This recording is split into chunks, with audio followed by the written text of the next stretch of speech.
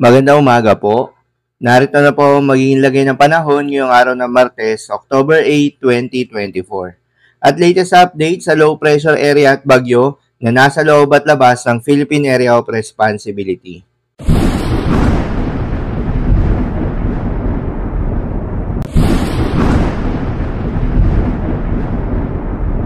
Sa kasalukuyan na tayo sa Pag-asa, Intertropical Convergence Zone o ITZZ o yung salubungan ng hangin galing sa Northern at Southern Hemisphere ang nakakaapekto ngayon sa may Palawan at Mindanao.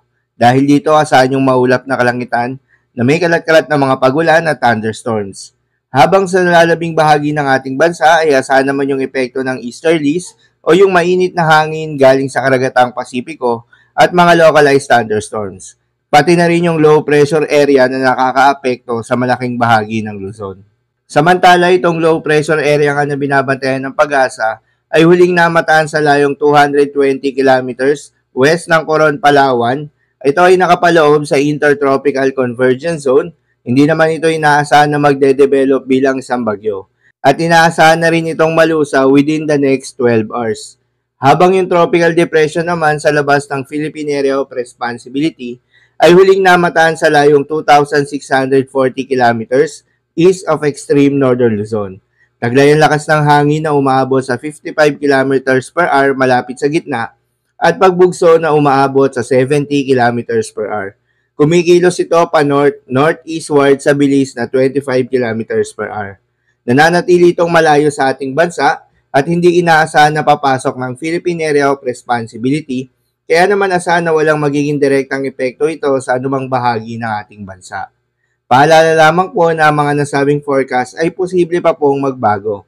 Kaya naman patuloy lamang magantabay sa mga update na ating ilalabas at ng Pag-asa.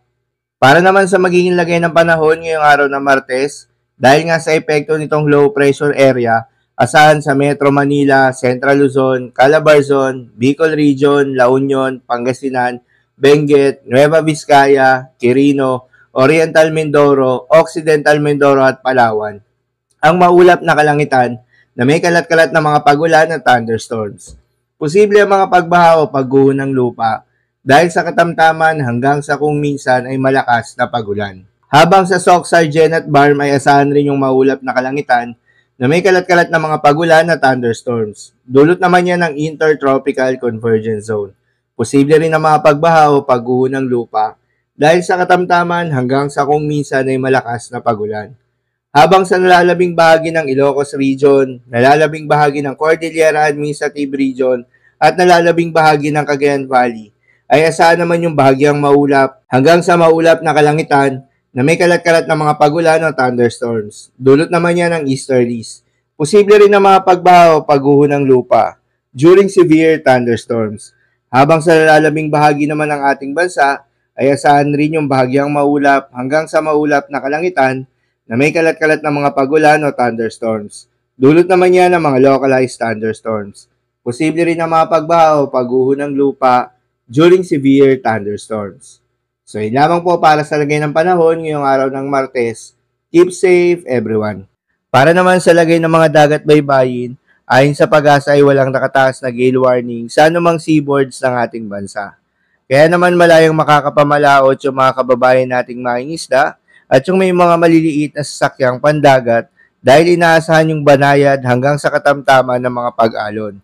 Ngunit iba yung pag-iingat pa rin, lalo na kung meron tayong offshore thunderstorms activity, asahan pa rin yung tsansa ng malalakas na hangin at kaakibat nito ang bahagyang pagtaas ng mga alon.